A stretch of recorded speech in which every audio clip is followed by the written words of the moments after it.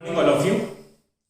आज हम लोग पढ़ेंगे प्रतिरोध तथा प्रतिरोधकता के बारे में, और फिर इसके बाद हम जो टॉपिक पढ़ेंगे वो है ओमीय तथा अनओमीय युक्तियां। और फिर इस टॉपिक से रिलेटेड आपके राजस्थान बोर्ड की बुक के कुछ आपके पास वेरी शॉर्ट क्वेश्चन है, कुछ शॉर्ट क्वेश्चन लघुरात्मक व अति लघुरात्मक तब बहुचय्यात्मक मतलब मल्टीपल चॉइस ऑर्डर के कुछ क्वेश्चन हैं, वो हम लोग सॉल्व करेंगे। 5-6 क्वेश्चन कुछ आपके पास है। तो सबसे पहले किसकी बात करें बेटा? प्रतिरोध व प्रतिरोधकता। अगर आप लोग चैनल पे नए हैं तो चैनल को लाइक और सब्सक्राइब जरूर करें। ध्यान दें, अब तक आपने प्रतिरोध का सूत्र याद ही किया होगा कि R बराबर होता है रो L बट्टे में A। ये किसका मान है? प्रतिरोध का मान है।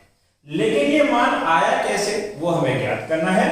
इस मान को प्रूफ करने से पहले हमें प्रतिरोध की परिभाषा पता होनी चाहिए। प्रतिरोध क्या होता है? किसी चालक में प्रवाहित धारा में उत्पन्न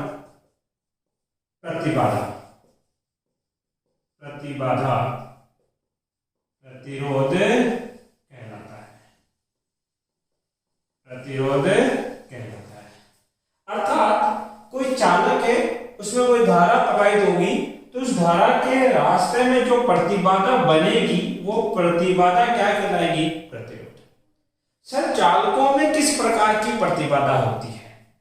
इस बात को समझने के लिए एक जनरल एग्जांपल देता हूं। मान लीजिए ये कोई सड़क है। इस सड़क के अंदर सिंगल लाइन सड़क है, एक लाइन, जैसे हाईवे मल्टीपल लाइन होते हैं, ये सिंगल लाइन सड़क है। ये कुछ व्हीकल चल रहे हैं इस प्रकार से, ठीक है। अब ये व्हीकल चल रहे हैं और आपको क्या करना है? यहां से इस सड़क को पार करना है। मान लीजिए यहां पे भीड़ ज्यादा हो, क्या हो? भीड़ ज्यादा हो तो क्या भागते हुए इस सड़क को हम लोग पार कर सकते हैं क्या, या इसमें से गमन कर सकते हैं? आप बोलोगे कर तो जाओगे, भागते हुए कर तो जाओगे, बट बीच में कई लोगों से टकराना पड़ेगा। भाई, जब भीड़ में से आप गुजरते हो तो आप क्या बिना टकराए गुजर जाते हो? नहीं, टकराते हैं। और जब हम उनसे टकराते हैं तो हमारी गति कुछ क्या हो जाती है? कम। ये टक्कर ही क्या कहलाती है? प्रतिबाधा। क्योंकि ये टक्कर होने से बार बार हमारी गति में क्या आ रही है? कमी। ये कमी जो होती है इसको हम क्या बोलते हैं? प्रतिबाधा। यही सेम काम चालकों में होता है। ये चालक है और चालक में धारा किसकी वजह से बहती है? इस मुक्त इलेक्ट्रॉन के कारण। जब इसको एक बाहरी बैटरी सोर्स से जोड़ा जाता है तो यहां आता है धनात्मक विभव, यहां बनता है ऋणात्मक विभव। ये कहलाता है उच्च विभव और ये कहलाता है निम्न विभव। बात समझ में आई इतनी सी आपके पास? ये है उच्च विभव और ये क्या है? निम्न विभव। ये कौन है? मुक्त इलेक्ट्रॉन जो धारा प्रवाहित करने वाले हैं। अब इलेक्ट्रॉन नेगेटिव से क्या होगा? प्रतिकर्षित और पॉजिटिव और क्या होगा? आकर्षित। अर्थात इलेक्ट्रॉन कहां से कहां गमन करता है? निम्न विभव से उच्च विभव, जबकि धारा कहां से कहां जाती है? उच्च विभव से निम्न विभव, धनात्मक से ऋणात्मक की। क्या इस चालक में इन इलेक्ट्रॉन के अलावा भी कुछ और है? हाँ भाई, जहां ऋणात्मक आवेश है ऑब्वियसली बात है वहां पे और क्या भी होगा? धनात्मक आवेश। और कुछ वहां पे क्या होंगे? उदासीन परमाणु। उदासीन परमाणु को मैं इस डार्क सर्कल से रिप्रेजेंट कर देता हूं।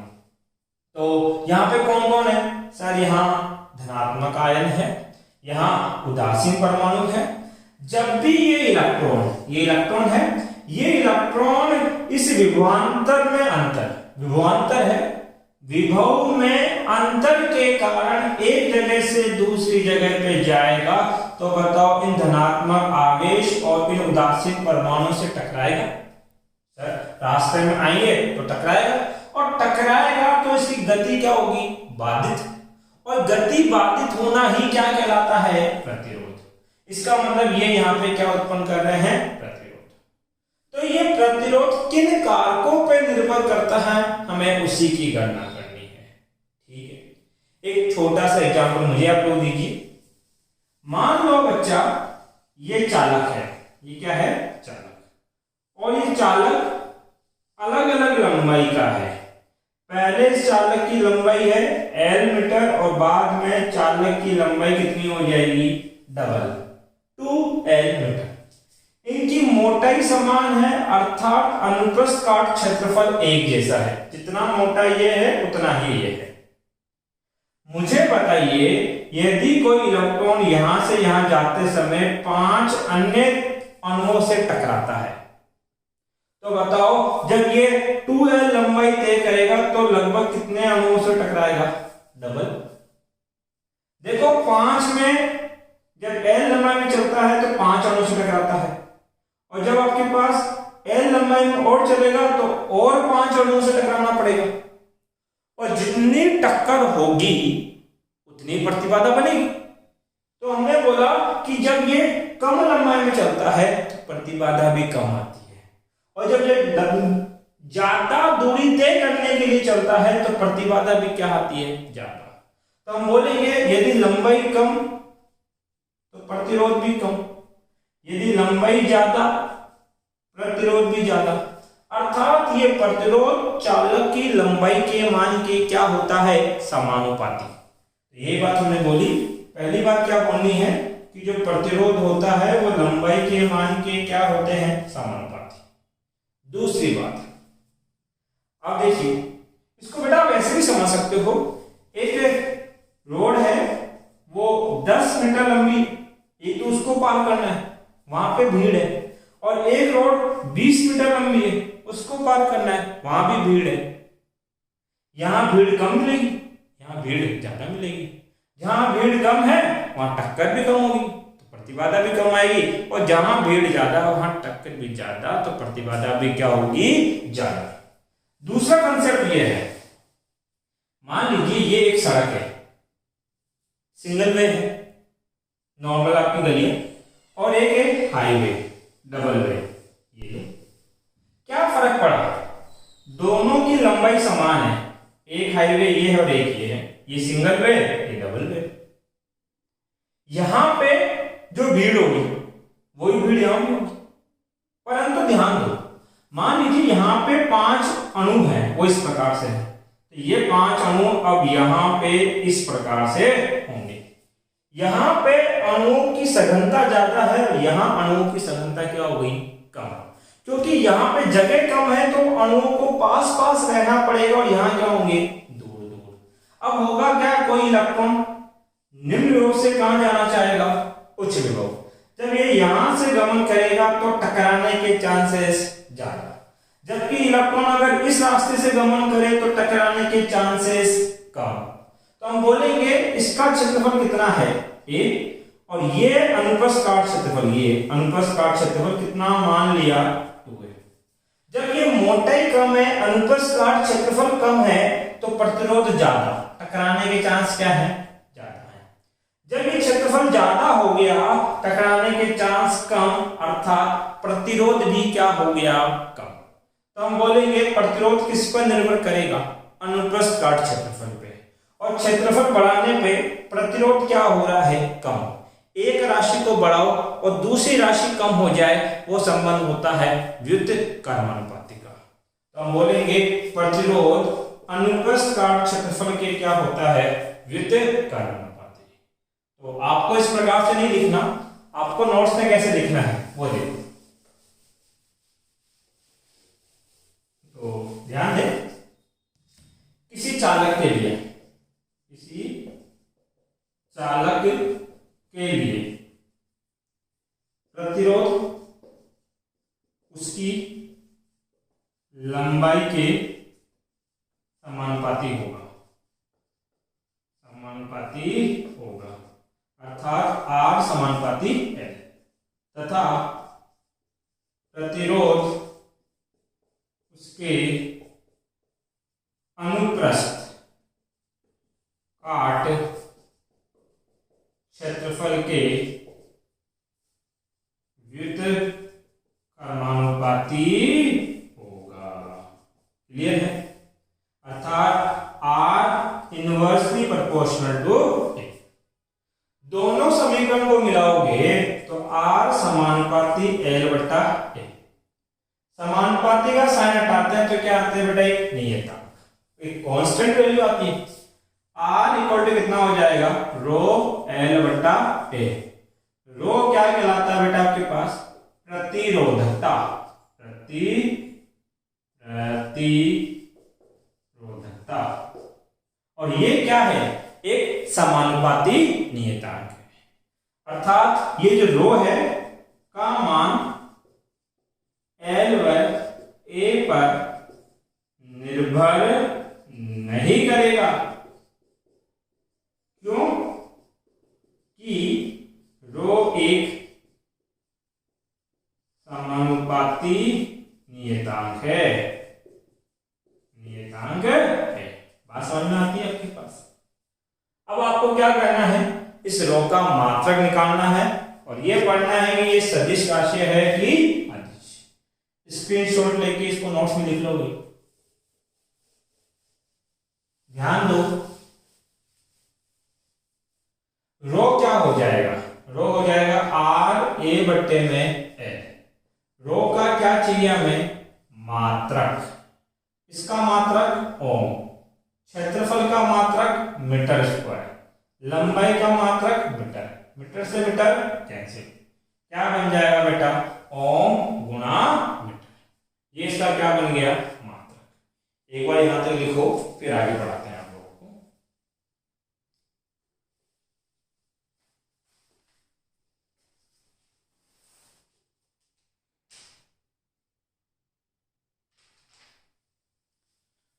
देखो बेटा, दो परिभाषाएं पढ़नी है। एक तो पढ़ना है चालकत्व, जिसको हम रिप्रेजेंट करेंगे जी से, और दूसरा पढ़ना है चालकता, जिसको हम रिप्रेजेंट करेंगे सिग्मा से। बड़ी आसान सी परिभाषा है, किसी चालक के प्रतिरोध का व्युत्क्रम। किसी चालक के प्रतिरोध का व्युत्क्रम, किसी चालक के प्रतिरोध का व्युत्क्रम चालकत्व कहलाता है। अर्थात जी क्या होगा? 1/r। चालक का प्रतिरोध कितना? r, उसका व्युत्क्रम अर्थात उसका उल्टा क्या कहलाएगा? चालकत्व कहलाएगा। ये इसका मान है। इसके मात्रक की बात करूं मैं, जी की 1/r, प्रतिरोध का मात्रक ओम, या तो 1/ओम। ओम को ऊपर लेके जाओगे तो ओम इनवर्स बोल दो। ओम इनवर्स नहीं बोलना चाहते तो महो बोल दो। सर महो कैसा हुआ? इंग्लिश में ओम को लिखते हैं OHM, इसका उल्टा लिखो MHO। तो जब ओम को बट्टे से ऊपर लेके जाते हैं तो महो बोल दिया जाता है। तो ये हो गया आपके पास महो। और इसका अलावा इसका एक ऐसे ही मात्रक होता है सीमन। ठीक है, अब बात करते हैं किसकी? चालकता की। इसकी भी परिभाषा बड़ी आसान है। किसी चालक के प्रतिरोधकता, कौन बच्चा इस बार? प्रतिरोधकता। प्रतिरोधकता क्या होती है? रो का व्युत्क्रम चालकता कहलाती है। चालकता कहलाती है। अर्थात क्या कहना चाहते हैं हम लोग बच्चे? आपके पास सिग्मा बराबर क्या होगा? 1/रो। प्रतिरोधकता का व्युत्क्रम क्या कहलाएगी? चालकता। इसके किसकी बात करोगे? मात्रक। तो बताओ रो का मात्रक क्या निकाला? ओम गुणा मीटर। 1/ओम गुणा मीटर। ओम को ऊपर लेके जाओगे तो या तो लिखो ओम इनवर्स मीटर इनवर्स, या ओम इनवर्स क्या लिखते हैं? महो, उल्टा ओम। Metre inverse. और महो का ऐसे मतलब क्या होता है, सीमंत, मीटर इनवर्स। यहां तक कोई दिक्कत है किसी को?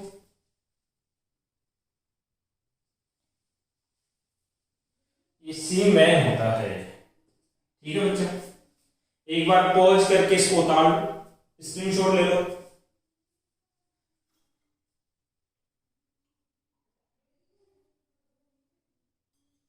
एक बात समझे आप लोग, डस्टर कहां रख दिया मैंने मेरा,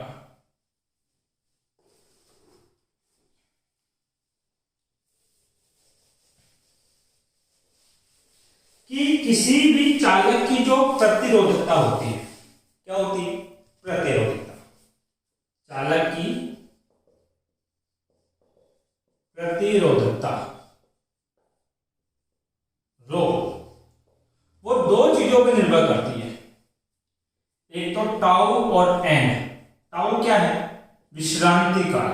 क्या है, विश्रांति काल, जिसको हमने कहां परिभाषित किया था, अपवाह वेग की परिभाषा में।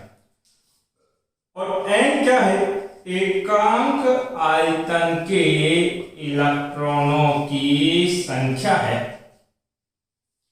और दूसरा निर्भर करता है पदार्थ पर।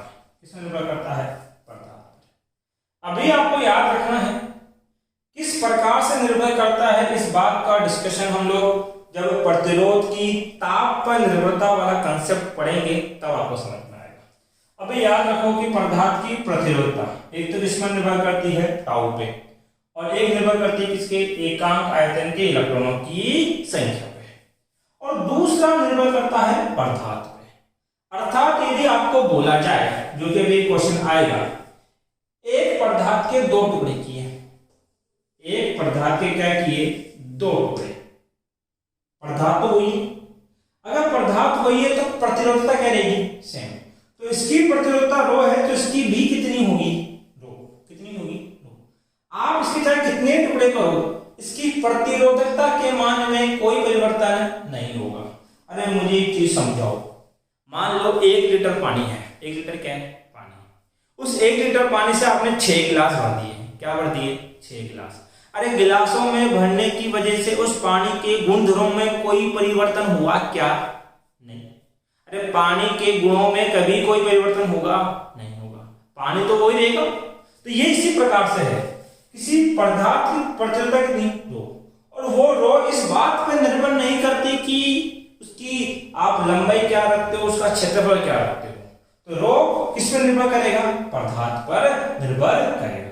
यदि पदार्थ बदलोगे तो रो के मान में क्या आएगा, बदलाव। कंसेप्ट को ध्यान रखना, पूछा जाता है ये पदार्थ वाला। अब हमें दो परिभाषाएं पढ़नी है। पहले पढ़ना है ओमीय युक्तियां, ओमीय युक्तियां या ओमीय प्रतिरोध। देखो नाम से परिभाषित है कि ओमीय का मतलब है ऐसे प्रतिरोध या ऐसी युक्तियां जो ओम के नियम की पालना करती है, क्या कहलाती है, ओमीय युक्तियां। तो दो परिभाषा आती, जो प्रतिरोध ओम के, जो प्रतिरोध ओम के नियम की पालना करता है, ओमीय युक्तियां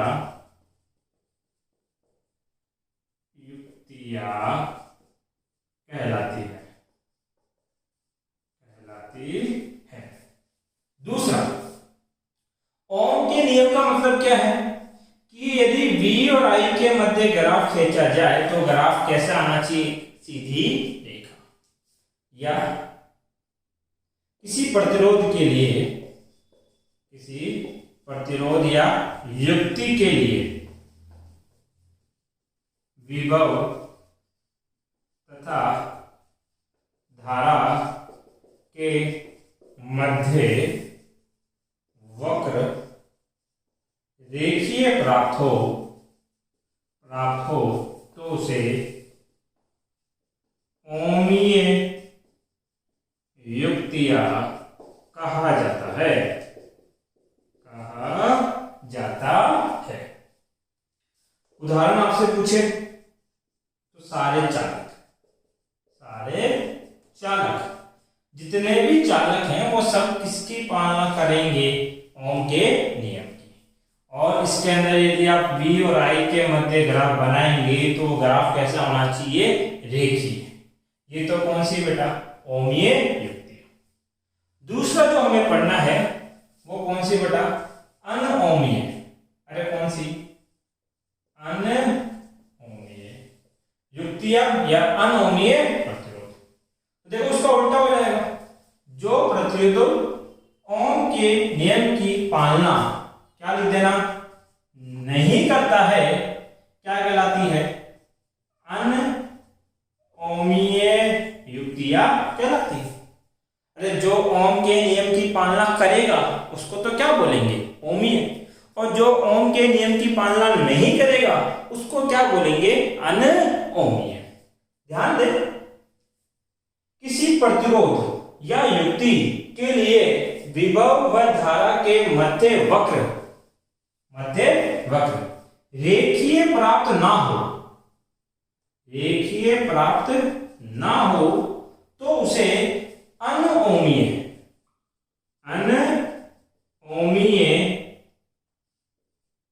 युक्तियां कहा जाता है। अब ध्यान दे, कौन सी होती है अनओमीय? आपके पास पदार्थ 3 बताए गए हैं, चालक, अचालक व अर्धचालक। कौन सा? अर्धचालक। जो आधा चालक, आधा क्या है? चालक, और आधा क्या है? कुचालक है। और इस अर्धचालक के बारे में हमें पूरा डिटेल से पढ़ना है। पूरा एक चैप्टर है, 6 नंबर की यूनिट है आपकी, चैप्टर नंबर 16। तो वहां हम लोग पढ़ेंगे। तो अर्धचालक में कौन कौन होते हैं? एक तो होता है सिलिकॉन, एक होता है जर्मेनियम, और क्या होते हैं उसमें? डायोड होते हैं, और क्या होते हैं? ट्रांजिस्टर होते हैं, और क्या होते हैं आपके पास? एलईडी होती है, बहुत सारी चीजें होती हैं। ये डायोड, ट्रांजिस्टर, एलईडी, इनके नाम फिलहाल याद रखने हैं। डिटेल में इनको बनाना है बाद में, तो इनके बारे में बहुत कुछ स्टडी करने वाले हैं हम लोग। डायोड के लिए आप V और I के मध्य ग्राफ बनाते हैं तो ग्राफ कुछ इस प्रकार से आते हैं। तो बताओ ये ग्राफ क्या रेखीय हैं, सीधे हैं क्या? नहीं, ये क्या है? आपके पास अनओमीय युक्तियां। ट्रांजिस्टर का ग्राफ बनाओगे तो कुछ इस प्रकार से ग्राफ प्राप्त होगा, V और I के मध्य। एलईडी के लिए जब ग्राफ बनाते हैं तो ग्राफ कुछ इस प्रकार से प्राप्त होता है। ये तीनों ही ग्राफ कैसे नहीं है? रेखीय। तो हम बोलेंगे ये किसके उदाहरण है? अनओमीय युक्तियों के उदाहरण है। अब हम वो क्वेश्चन सोल्व करते हैं जो इस टॉपिक पे पूछे गए हैं आपकी बुक के अंदर। तो ध्यान दें,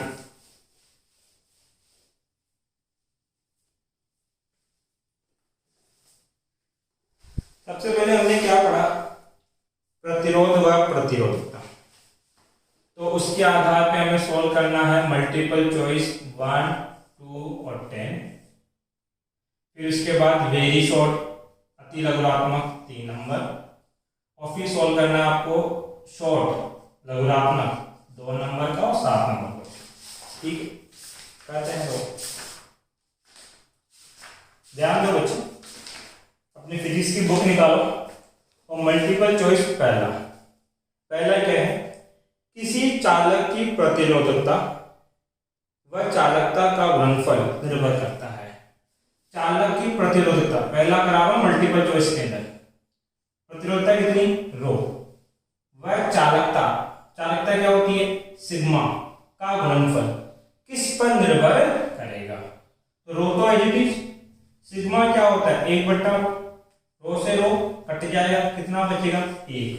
1 क्या है? गणितीय मान, किसी पे भी निर्भर नहीं करेगा, ऑप्शन 4। फिर अगला सॉल्व करना है मल्टीपल चॉइस चयनात्मक कौन सा? Second number. 2 समान आकार के तारों जिनकी प्रतिरोधकता ρ1 व ρ2 है को श्रेणी क्रम में जोड़ा गया है। एक तार ये है, प्रतिरोधकता ρ1, फिर उसके आगे एक तार ये है, दोनों को श्रेणी क्रम में जोड़ दिया, क्लियर है। संयोजन की तुल्य प्रतिरोधकता, इन दोनों की टोटल कितनी होगी? देखो प्रतिरोध R बराबर कितना, रो L बटा A। यदि L और A को क्या रखा जाए, कांस्टेंट, तो प्रतिरोध जो है वो प्रतिरोधकता के मान के क्या होता है, समानुपाती।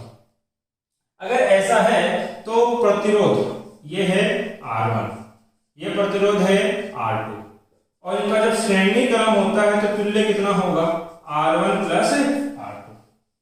समानुपाती का मतलब ये है कि जिस संबंध में प्रतिरोध होगा उसी संबंध में कौन होगी, प्रतिरोधकता। तो रो भी कितनी हो जाएगी, रो1 प्लस रो2, ये हो जाएगा इनका तुल्य प्रतिरोधकता। उसके बाद सोल्व करना है आपके पास क्या बेटा, मल्टीपल चॉइस 10। 10वां क्या है, एक बैटरी से जुड़ा तार धारा के कारण गर्म हो जाता है, तो निम्नलिखित में से कौन सी राशियां नहीं बदलती। ये कोई चालक तार है और इसको एक बैटरी से जोड़ा, जिससे कारण इसमें क्या बहती है, धारा। धारा बहने का मतलब है इलेक्ट्रॉन इधर आ रहे हैं इस प्रकार से, और जिसके कारण ये क्या हो गया, गर्म।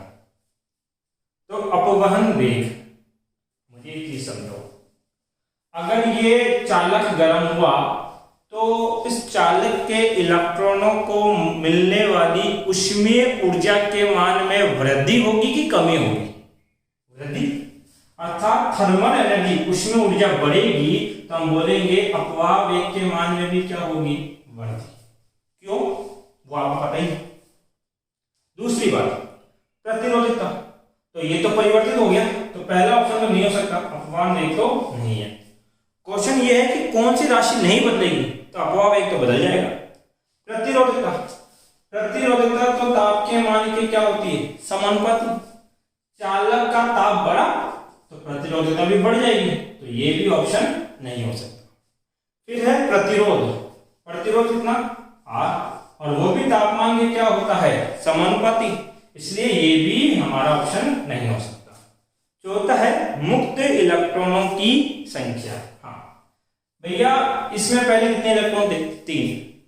गर्म करने से क्या इलेक्ट्रॉन बढ़ जाएंगे या कम हो जाएंगे, क्या नहीं, इलेक्ट्रॉन तो उतने रहेंगे।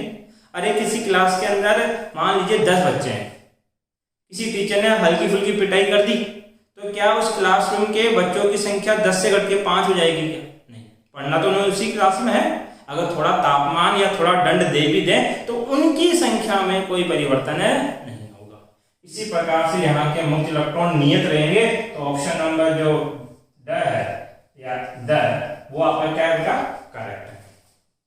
उसके बाद आपको क्या करना है, वेरी शॉर्ट में क्वेश्चन नंबर 3। वेरी शॉर्ट में क्वेश्चन नंबर 3 है, धातु की चालकता व धारा घनत्व में संबंध। तो वो तो हम पहले पढ़ चुके हैं, J इक्वल टू कितना, सिग्मा ई। अरे ओम के नियम की उत्पत्ति की थी मैंने, तो वहां J बराबर क्या था, सिग्मा ई। ये क्या है, चालकता, ये क्या है, धारा घनत्व, दोनों में संबंध किसका है, समानुपाती का। उसके बाद शॉर्ट लघुरात्मक में सेकंड नंबर, एक ही धातु के चालकों की प्रतिरोधकता रो1 व रो2 है। धातु एक ही है, एक धातु ये है और उसी धातु का दूसरा पदार्थ ये है, इसकी प्रतिरोधकता रो1 बता रहा है, इसकी क्या बता रहा है, रो2। तो बोला है प्रतिरोधकताओं का अनुपात ज्ञात करो। क्या ज्ञात करो, प्रतिरोधकताओं का अनुपात। समझो, दोनों समान पदार्थ है, तो जो प्रतिरोधकता इसकी होगी वही इसकी होगी, बराबर, अर्थात रो1 अनुपात रो2, इसका मान भी रो होगा, इसका अनुपात भी रो से रो कट जाएगा, तो 1 अनुपात 1 हमारा आंसर है। उसके बाद में अतिलघुरात्मक का 7 क्वेश्चन, एक पदार्थ की आकृति में विकृति उत्पन्न करने पर उसके प्रतिरोध व प्रतिरोधकता के मान में क्या प्रभाव पड़ता है। ध्यान दें, कोई पदार्थ है, यदि आप इसकी आकृति में विकृति करो, अर्थात मान लो इसको खींच के क्या कर दो, लंबा, तो ये पतला हो जाएगा और लंबाई बढ़ जाएगी। तो प्रतिरोध क्या होता है, लंबाई के समानुपाती व अनुप्रस्थ काट क्षेत्रफल के व्युत्क्रमानुपाती। इसमें तो प्रभाव पड़ेगा, तो प्रतिरोध तो क्या हो जाएगा, परिवर्तित। जबकि प्रतिरोधकता जो है वो लंबाई और ए पर निर्भर नहीं करती, वो पदार्थ पर निर्भर करती है। इसको खींचने की वजह से पदार्थ पे कोई प्रभाव नहीं पड़ेगा, तो प्रतिरोधकता क्या रहेगी, अपरिवर्तित। अगर इस टॉपिक से रिलेटेड आपको कोई डाउट है तो आप कमेंट बॉक्स में पूछ सकते हैं।